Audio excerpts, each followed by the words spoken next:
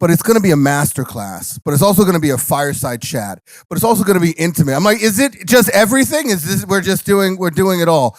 I'm excited to be here with you guys today. Today I'm going to talk about this idea of reverse melting pot, but a lot of it is really going to be about what happens when cultural change transforms the opportunity that industries have, and why are companies very times slow to move. I apologize for the lipstick on my jacket.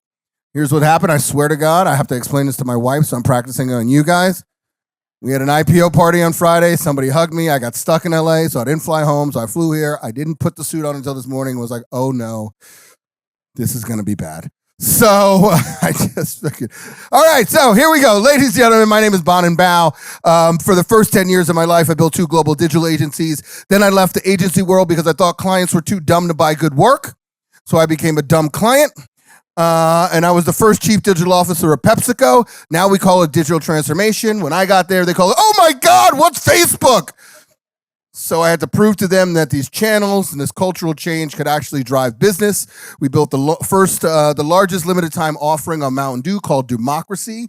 We allow consumers to make everything for this new Mountain Dew product inside of Facebook, and it took off. They were like, oh wow, maybe there's something here. So then we got to Gatorade. And everybody would say, Gatorade is too much sugar, too much sugar, too much sugar. That's why it's not selling. So we built the first war room, the war rooms that had 6 monitors. It was called Mission Control. It had 7 people inside engaging, looking at Twitter. It was a glass room in the center of the Gatorade marketing floor, because I also wanted Gatorade people to see like what was being said about their brand out there. And guess what we found out? It has too much sugar. So, but the difference is that we realized that the people who were complaining about sugar were 34-year-olds who sat on the couch, and the beverage was actually built for 14-year-olds that get up and do 2-a-days, not couch potatoes. So we launched G2. That became a $2 billion business for Gatorade, went on to crash the Super Bowl, win the Super Bowl. And look, I was chief digital officer around the world, so I have worked in Canada. I knew where Canada was, and so on and so forth. And we've seen experiences like this. And what really happens is that first, the consumer shifts, and then you have to force an organization to move along with it. And that's some of the conversations we're going to have today. I left there. I became CMO of what was Mondelez, or Kraft Foods. So Oreos, Wheat Thin Stride, Trident, Triscuit, all of the Cadbury, which every time I come to Canada, I'm reminded, nobody really knows who owns it. Canadians somehow say they own it as well. I don't know. The Brits, Australia. You know what the funny thing is? We also had Vegemite. Oh, God, the most disgusting product in the world. But my job was to just sell one more, 40 million jars, 40 million Australians. Just sell one more a year, please, and we'll win. But again, cultural shifts. So when we had to reinvent Oreo, well, first of all, there was a spending shift. So I moved us from 3% spending in digital to 32% spending. Just that shift there, which was, again, very, very difficult, added $2 billion of top-line net revenue and $300 million of bottom line. To give you a sense, Oreo, our largest brand, was about $4 billion. And so we added half an Oreo in 4 years, and it took Oreo, 100 years to be built. But then we had to deal with something called Oreo, which I'll talk to you a little bit about, but where the consumer was shifting as well. It was no longer mom and kid. It was a more millennial generation that we had to move with the snacking. But what's weird is that brands like Oreo still push back even though they see the consumer change. And then I moved over and I went to a company called Shea Moisture. I was living in China. I was watching WeChat grow, and I said, I'm going to quit and become rich. I met a guy named Rich who owns Shea Moisture. But he said, get back in the game. I said, no, I don't want to. But I took his business, which was a retail business, and really transformed it into an e-commerce business. I had just come off of building the e-com business for Mondelez from 60 to 260 million around the world. So I said, let me apply what I learned. And we took his business from 200 million to 300 million. In 12 months, we sold for $1.8 billion to Unilever. My point here is that I've seen this on all different levels, but more importantly, what I've seen is that it's the organization. And if you can get the organization to realize the cultural shifts and move quickly, the benefit on the other side is huge. Some of you might know this guy. Hopefully the video volume, we didn't actually test it. That's my fault for being late. So giving a little bit of a heads up. You guys tell me if I can go and hit play and it's going to work. If not, then I'll have to tell you what he says, but let's see. So I don't know if you guys heard this. He said, the great Bonin Bough, just FYI.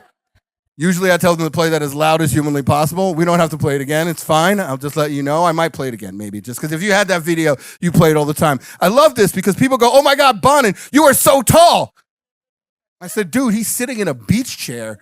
in like a full squat, and I'm barely like above him. But I had a chance to. So the point here is that I had a chance to work with the LeBron camp on revitalizing small neighborhoods and working with small mom and pop businesses and really building storefronts, because that's what revitalizes neighborhoods. Tax dollars, opening up storefronts where your kids walk by. But I employed a lot of the growth techniques that I'm going to talk about today against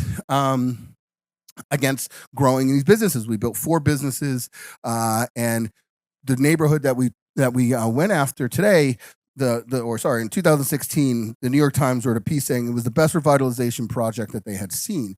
And part of it was because we just helped business owners shift their mindset. So we had a bagel owner. They were creating, they wanted to open up a bagel store. I said, great. Bagel stores are great. This guy had quit his job. He learned how to make bagels. He was creating bagels in a shared kitchen. Then it got too big, so eventually he had to freeze the bagels. He used a friend's freezer. So he learned how to create frozen bagels that tasted as good as fresh. And so I said, well, we can create a bagel store, but the frozen bagel market hasn't been reinvented in forever, and it's a $480 million market. I'd rather go after that. Today, they're the second largest frozen bagel maker, and they do have bagel stores. So we accomplished his goal. But more importantly, we helped him create and reinvent the way he approaches. So, he used to sell a truckload of bagels a month. Now he sells a truckload of bagels a day.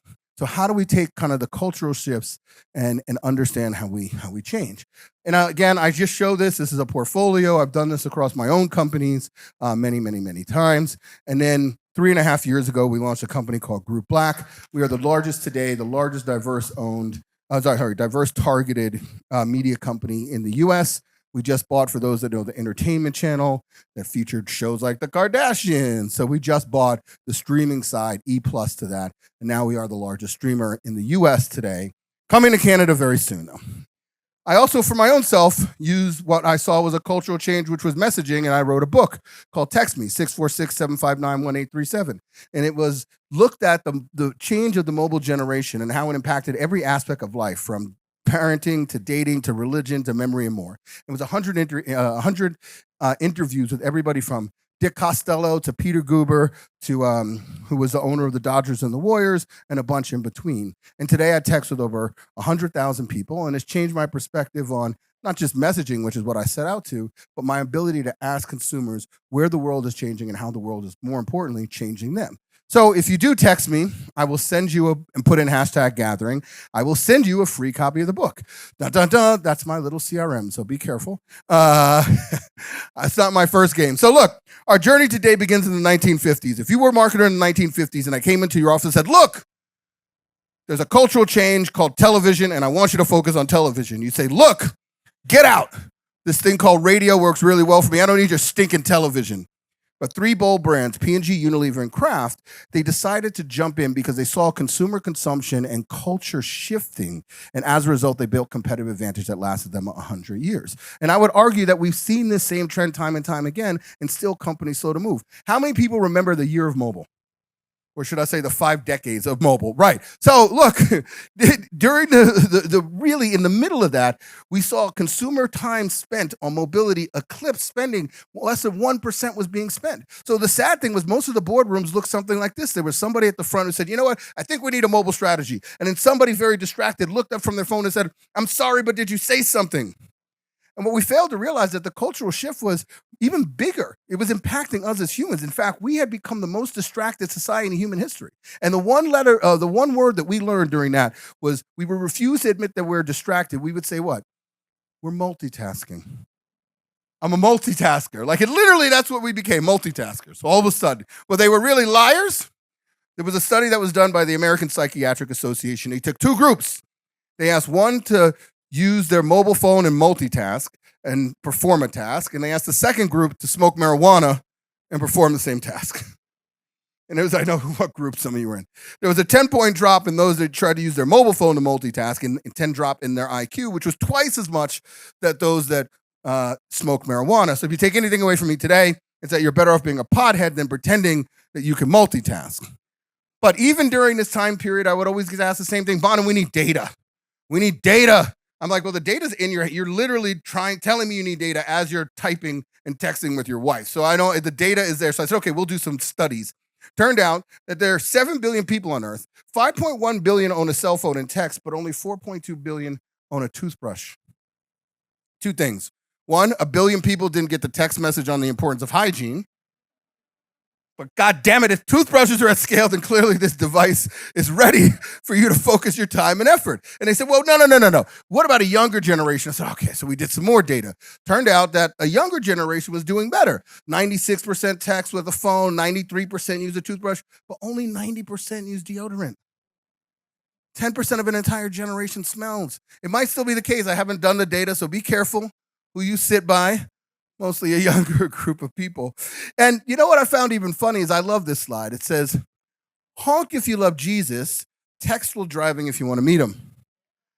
Even our religious institutions understood the importance, but yet how many brands did we talk to that were afraid to move into this space that they were asking, does it really exist? But it was a cultural transformation and phenomenon.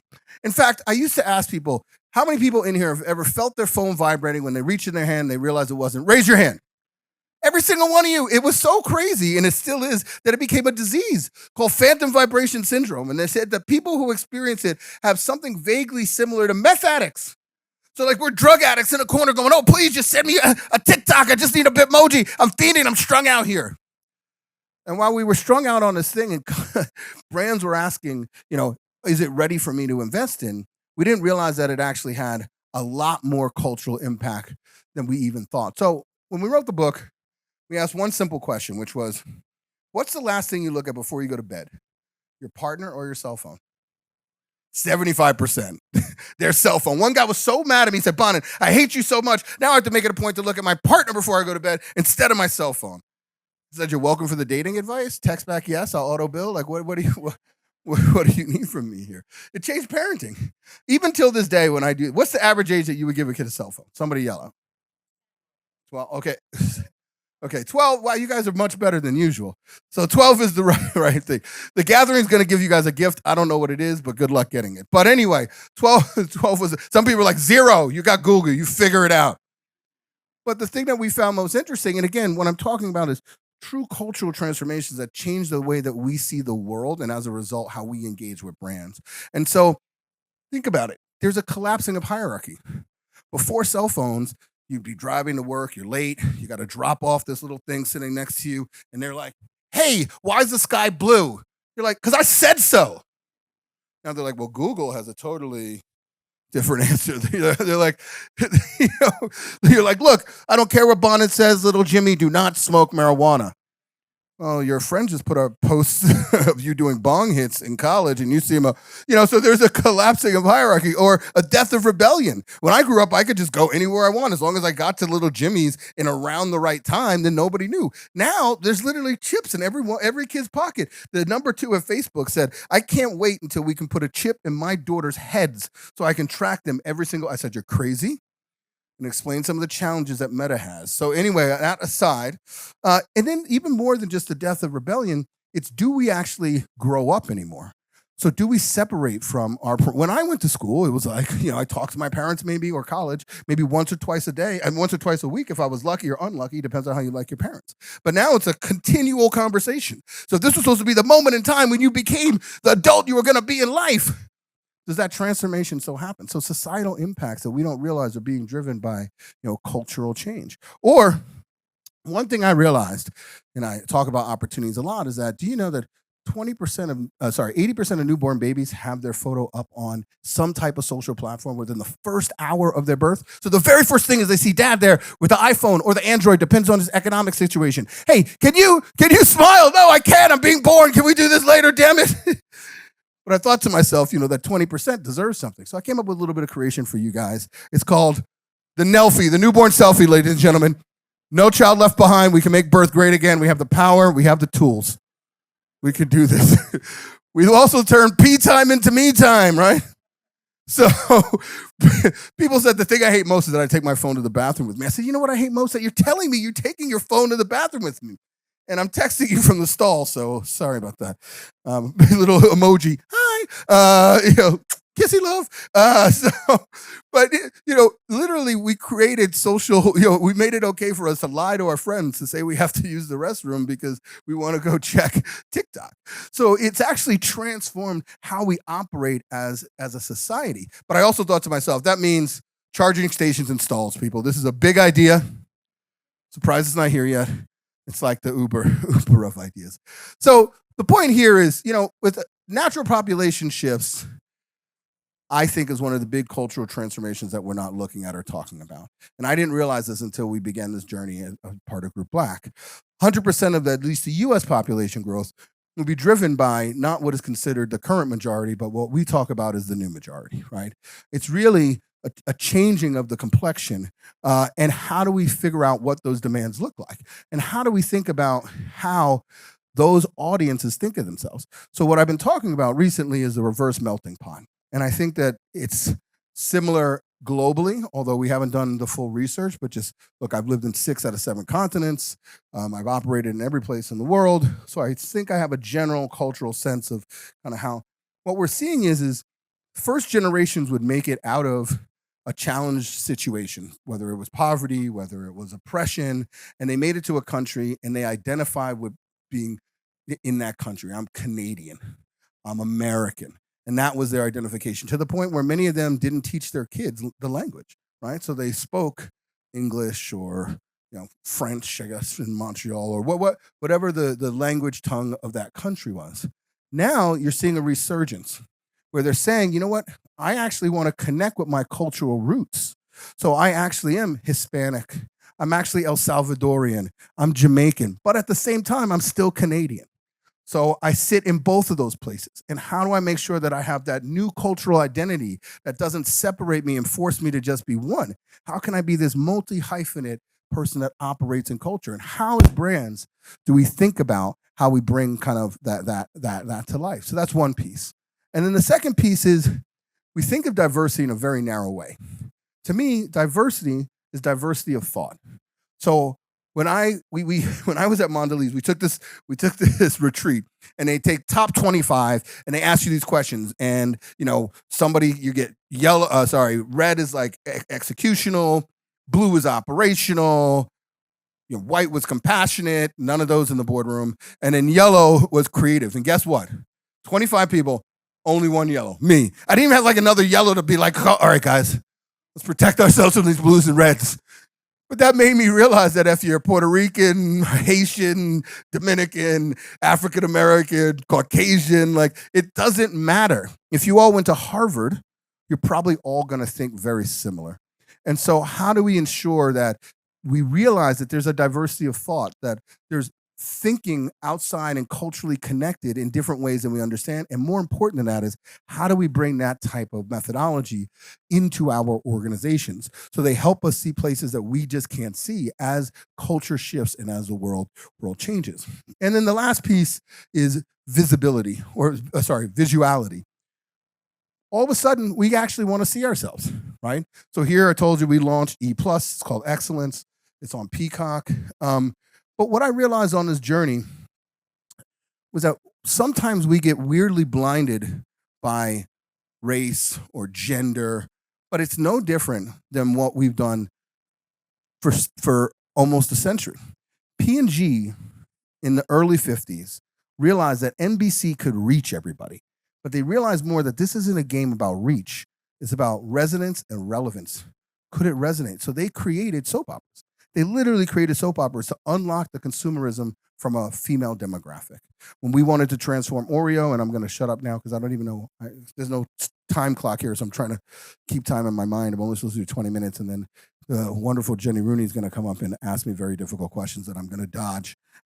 So that's about to happen. But when you look at things like Encantos or Black Panther, you ask yourself, why is this the number one movie? Because all of a sudden, we now have a consciousness where we want to see ourselves. And the good news is that seeing ourselves doesn't alienate. It only includes. And so, but all these underserviced groups, I look at it as like ESPN. Before, you could watch sports at a bunch of different places, but nobody really serviced the sports enthusiast. The moment ESPN came around, they overserved and underserved demographic. And there's so many of those underserved demographics that we have the opportunity as brands to overserve and win on, and finding those niche, whether it's moms that cook only with, I don't know, butter. That's every mom, right? So okay, not a niche, but maybe an opportunity. But anyway, my point is that if we start to break the bounds of remembering that these are cultural shifts that we can address and build brands off of, then we can begin to see true results. So in our first year out, we didn't even have our own channel. We just had a collection. 46% increase in lift for a brand above, even if they were buying on Peacock. So even if you were buying on Peacock and what you thought was reaching that audience, 46% above that, just because we put a collection and showed it. Every single metric that cared across 30 brands, whether it's telco, travel, CPG, financial, all of them up and to the right. Some 116, ad recall, brand familiarity, brand favorability. So this stuff begins to matter, and we see that. It's like, if I want to target millennials, I'm not going to put a 90-year-old in there. It's just not, oh, the coolest 90-year-old ever. It's just not a thing, guys. And so I leave you, and then I could show some examples later. Cultural individualism is what we're seeing. Wanting to return back to understanding where I came from and have that identity, but not leaving the current identity that I have in the place of my current origin, visuality, and then diversity of thought. And then there's I'm not going to play that. How do I go back? Okay, there we go. Sorry. Well, we'll play that later after Jenny comes up. So anyway, that's just a little piece. I'll show some examples of work later during the conversation if it makes sense with Jenny, and maybe I'll show a tail end of the transformation of Oreo. Jenny, I think I did it in 20 minutes. I don't really know, but my heart feels like it's 20 minutes. Let's give a huge round of applause. No, for Jenny, not for me. I'm just... Am I?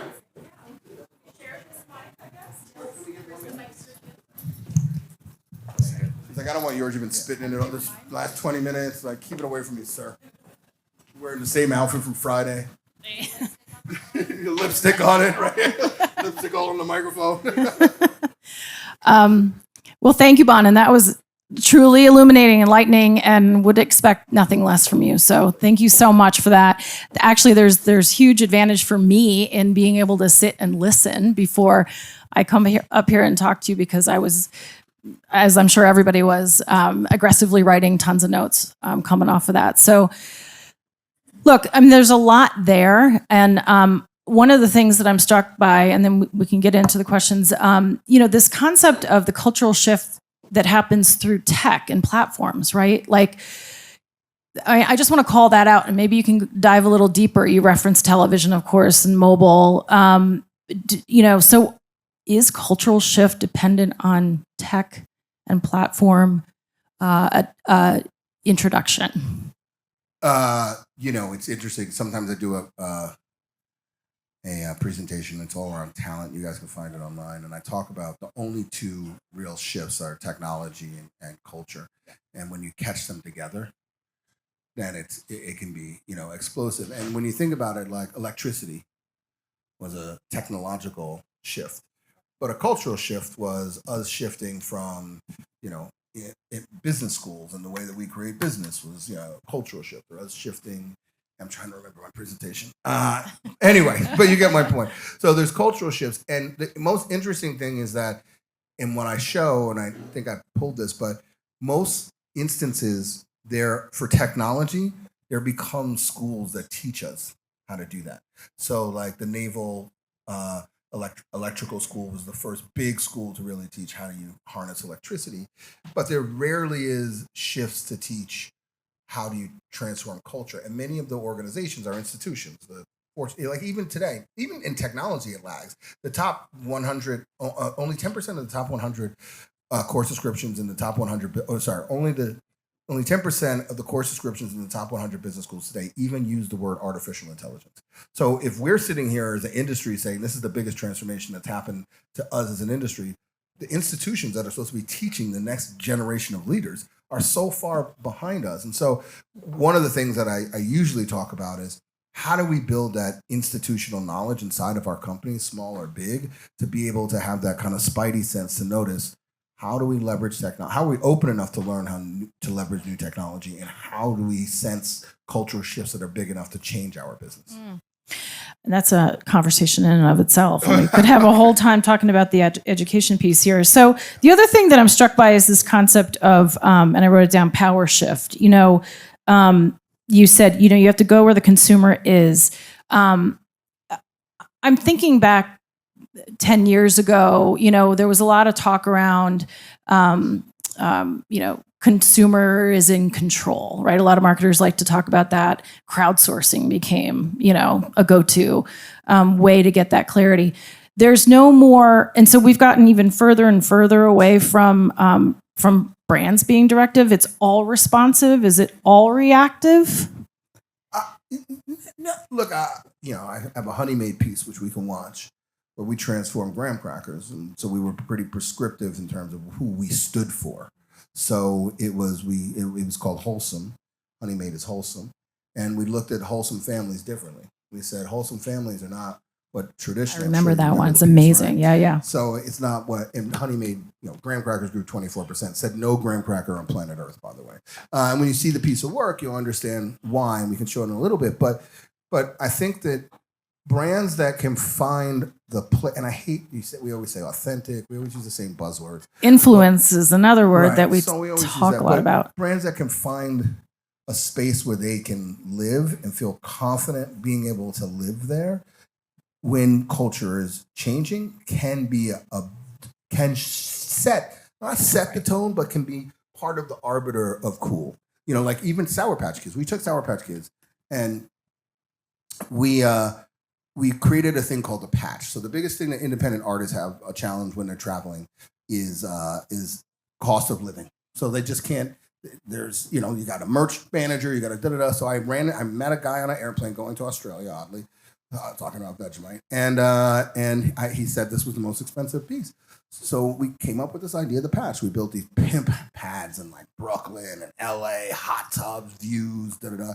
But we only let emerging independent artists. And it sounds weird, but Chainsmokers at the time was one of those. So we had like 280 artists that stayed here. And the most interesting thing more than that, so all of a sudden, Sour Patch Kids, which is a candy, became like cool, neon signs and stuff. And it was like, and of course, the whole point was they're going to shoot videos. Pool tables and so they shot videos there. Chainsmokers did one. So we were able to set what we thought was cool, but the thing that we set that was cool was independence. So we only let independent artists. If you were signed, you couldn't stay there. And so we were able, we can do that, but we knew that independent artistry was, something that was under attack, but still culturally relevant. So, you just have to be able to find that space. Right. It's sort of like that concept of push-pull, right? So it's responding, but also leading. I mean, because obviously having that ability, a lot of marketers spend a lot of time talking about that. Let's get into this concept of, the layeredness. I wrote the word layers, as you were talking about tech shift, population shift, new cultural identity.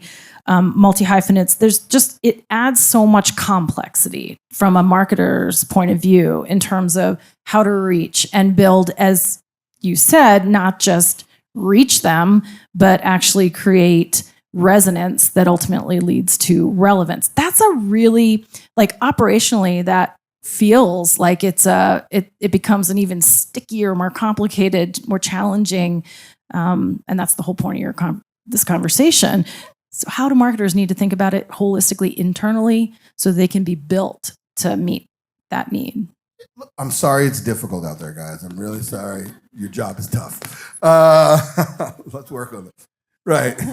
So, I think it's always been tough. I think we just tell ourselves that now more than ever. But there are different layers that we now have to deal with and different complexities we have to deal with.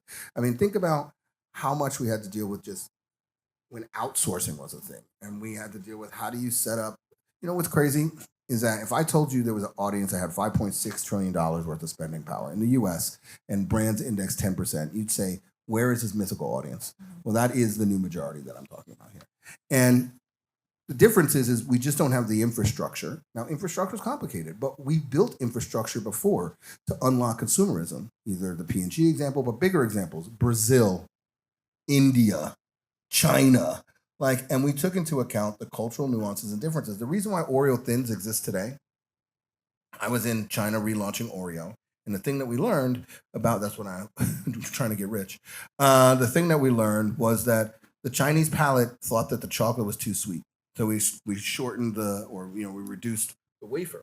And as a result, we actually got a global win out of a cultural nuance. So I guess my point is yes, it's layered and it's complex, but it's no more complex than the complexity we deal with all the time. The funniest thing I find about brand marketers is we always have to tell them about failure.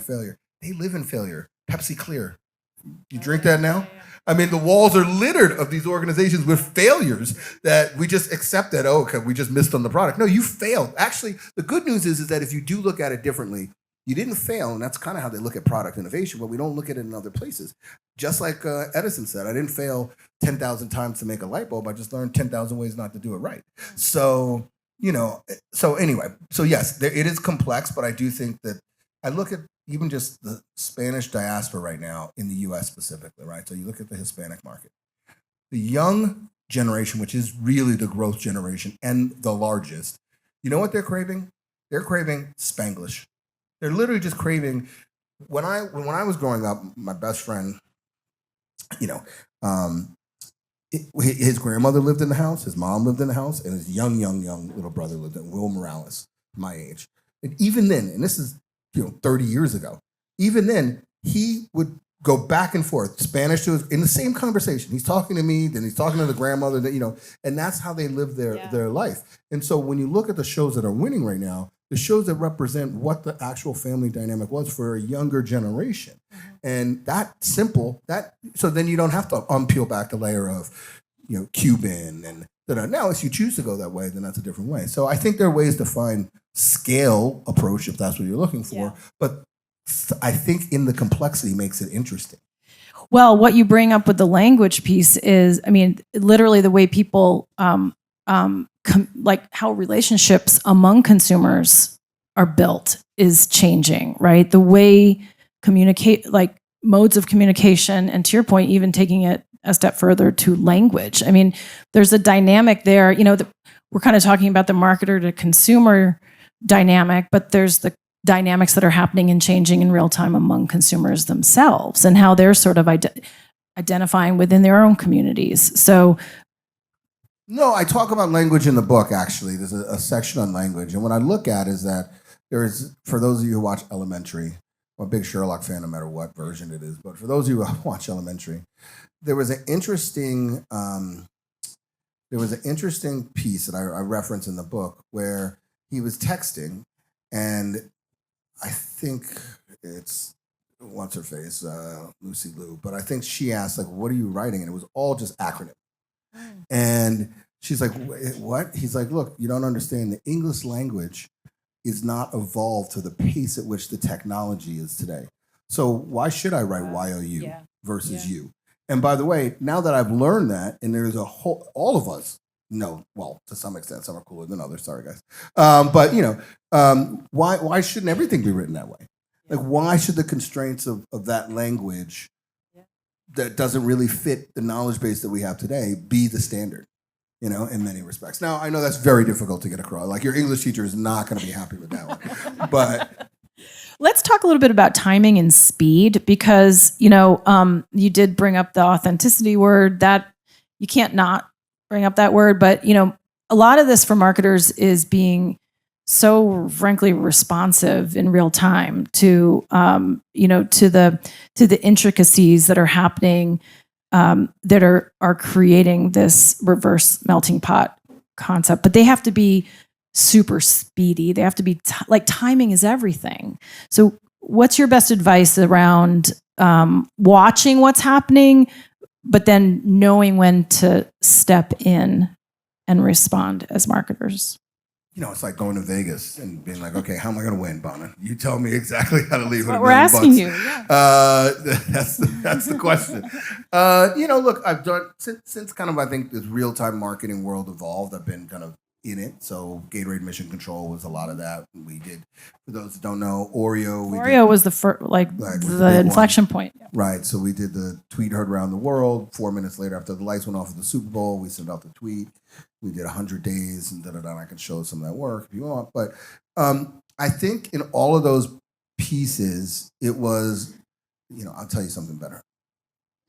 It was having an understood point of view of who you were and what you were going to do. And I'll tell you who really, I would love to say Gary Vaynerchuk, who I think is speaking tomorrow. So anybody talks to him, tell Gary, you heard from me. I was his first corporate client ever and his largest client in history, to the point where that beauty business, I moved into VaynerMedia.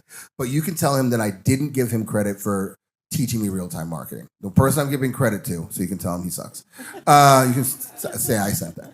But the person who I am going to give credit to is a guy named Baratunde Thurston, who some might know, some might not. Baratunde, at one point in time, wrote for The Onion. And there was this one Super Bowl, which was before, in the very beginning of this, where every single time something happened in the Super Bowl, they had the funniest responses. And it was like, bang, bang, bang. And I said, wow. So I said, Baratunde, how? He said, dude, all we did was think about what was going to happen in a game. And we wrote them all way before, but we already had like the point of view that we wanted you to take away by The Onion from the Super Bowl. And I was like, man, so he pre-planned for, for immediacy, or I was going to say, I can't think of the word, but I think you can respond, it's just like being in a conversation with people who are quick. They have a point of view, and all their responses are going to be wrapped around that point of view. So if you have a point of view of how you're looking at the culture that you want to reach, I think that allows you to be a part of response much faster. What are some common stereotypes that you think marketers that persist, that they need to get away from, to tap into nuanced identities and cultural trends without oversimplifying? I think you got to spend time in the cultures. Like, there was no way I was going to be able to relaunch Oreo from China without being in China. We relaunched Cadbury in India. I lived in India. We relaunched Trident in Brazil. I lived in Brazil. We did Cadbury in Africa. I moved to South Africa. We had never done in South Africa, talk about representation, we had never done an all-black cast spot in South Africa in the history of Cadbury. What? So we did one. People are like, what happened? Why did it take off so much? And by the way, I'm here talking about diversity and those type of pieces, but I've always been general market. And I can tell you the same exact stories. General market, the only place you find growth, and this is where I think the biggest lesson that marketers have to learn is, again, I joke around. Some people care about this. Everybody cares about this, dude. Like, at the end of the day, green is, is the color. And the point is the only place you find growth is underserved opportunities or communities. And I don't care what that looks like, whether that's people, whether that's knowledge, whatever it is. If you can find that space that the TAM is going to be big enough for you to make real money, that's the thing you have to learn. And you have to become a student of whatever that is, whether it's the culture, whether it's whether it's AI, if that, like, and look, the funny thing in NVIDIA, all NVIDIA did was say, we're just going to do AI chips for gaming. That's all we're going to do. Now, I know now it's like, well, that's pretty big, Bonin. But at the time, everybody was like, we're doing AI for everything. They said, no, we're going to just focus on this one little thing, and largest company in the world. But, you got to immerse yourselves in it and be willing. You got to be learning beasts. Like, got to be voracious, about learning where you want to play. I know you said you had some additional examples. Do you want to share those now? I can show the Honey Maid spot. That's cute. So this is Honey Maid. Here you go.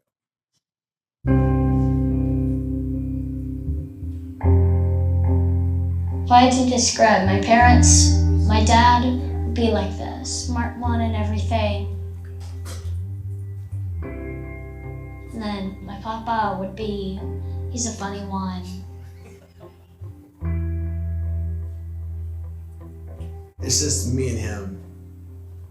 We kind of take it as, all right, this is all we got. This is our team right here, and nothing's gonna break this team up.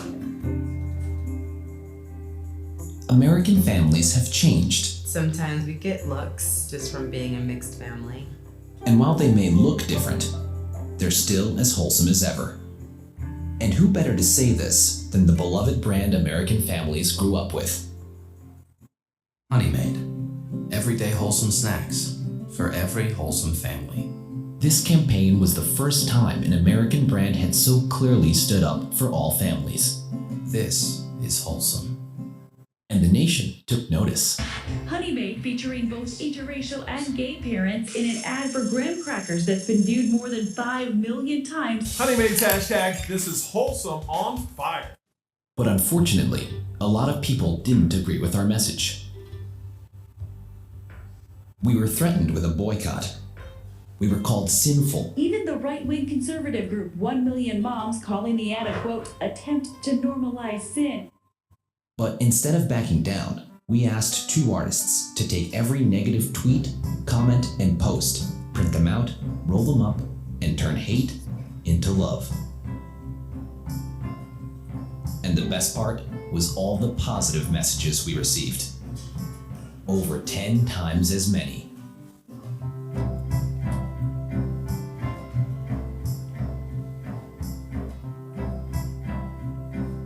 With over 270,000 shares on social media, this simple video earned over 250 million impressions from social and PR alone. And for the week it launched, it was the most shared commercial in the world. Perhaps a chart showing Google searches for Honey Maid over the last 10 years says it best. Honey Maid.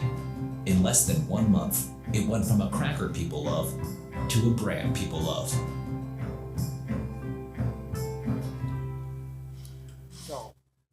And those were early days. That was 2016. And again, no graham cracker I ever saw has grown, 22%. It just doesn't. There's just not enough marshmallows to make that work. So what it was owning a point of view, and we kept that point of view, and we stood by that point of view, and the business continued to grow. So look, and that's a difficult. I'll show you one other piece, and it's not. I know it's going to look like we were really just playing in pride, but I'll show you something on Oreo. So when we launched this was so it was, I usually tell the full story. I'll be quick. I know we got like 2 minutes, and I know you have another question, so I'll just be quick. So when I first got to Mondelez, they were like, "We want you to work on Oreo." I was like, "No, I don't want to work on Oreo. I'm not 6 to 12, and I don't own 6 to 12-year-olds." Right? I think you can own them. That's what somebody told me. So, but part of it was because the brand hadn't changed in 45 years, and it was on the verge of becoming irrelevant. People don't realize that because we were doing the same thing, mom and kid, twist, lick, and dunk. Oreo, Nabisco, same exact spot around the world. Now, that had a moment in time, but there wasn't enough babies being born anymore. It's like, the birth rates and the need for us to sell Oreo were not in alignment.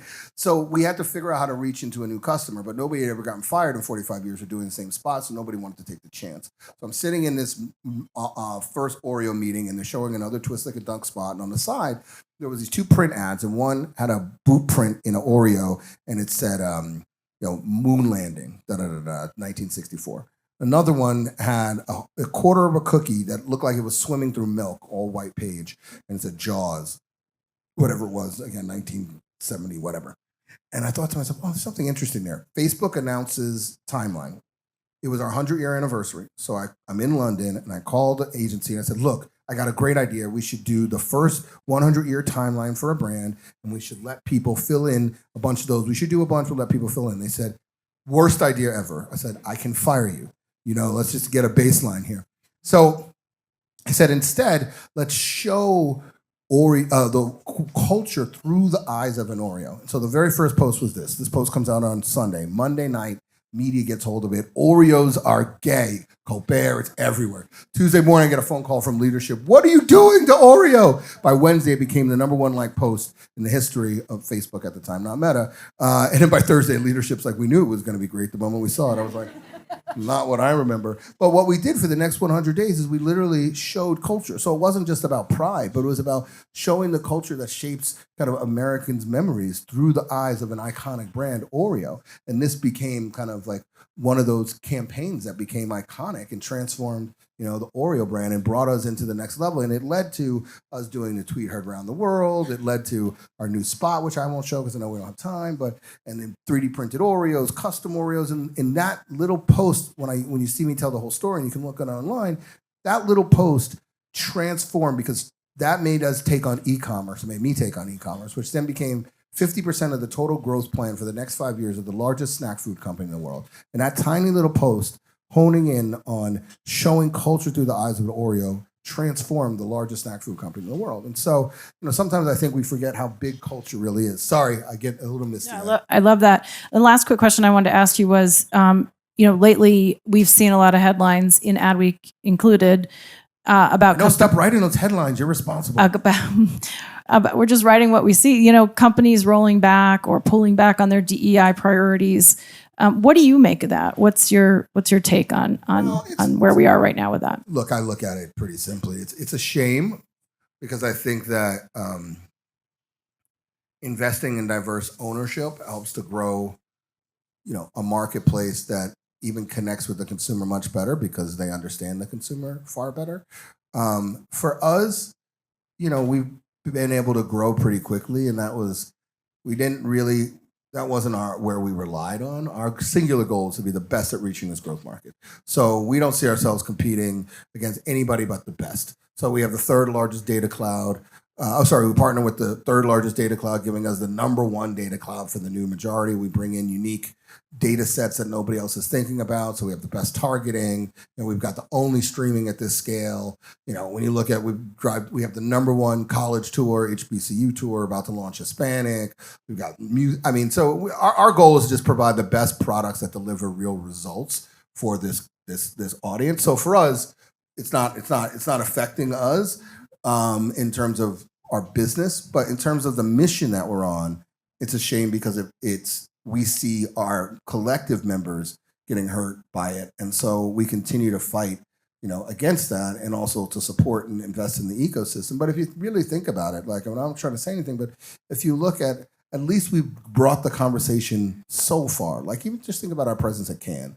The footprint that we've allowed for and so we're very proud that we've changed a lot of those things, or we've been a part. I shouldn't take credit. Been a part of or a catalyst for part of that change. But I think at the end of the day, the difference between what we have to separate right now, is that you still need to reach this audience. There's no question about it. It's 100% of the population growth, so it doesn't matter. So as long as we can continue to help support companies that are diverse-owned, female, Hispanic, Asian, African American, whatever, to become the best and give them the platforms to become the best, they're still going to have the opportunity to win, whether it's coming. And the DEI budgets tend to be so limited in the grand scheme of life. I've always worked in general market, so guys know I was the 7th largest media buyer in the world. So that's the kind of scale that we need to move into. And I think you're going to see businesses begin to plan the growth audiences first. And so that's going to shift, I think, the nature of the spending. But it's a shame, but it's still going to be invested against this audience. 100%. I think we might be out of time for questions, but unless anybody... So yes, we are. Is that a yes, we are out of time for questions? We're out of time, unfortunately. But I think we'll be here. No, absolutely not. It was a fantastic presentation, Bonin. Thank you so much. Join me in thanking Bonin. Thanks. Thank you.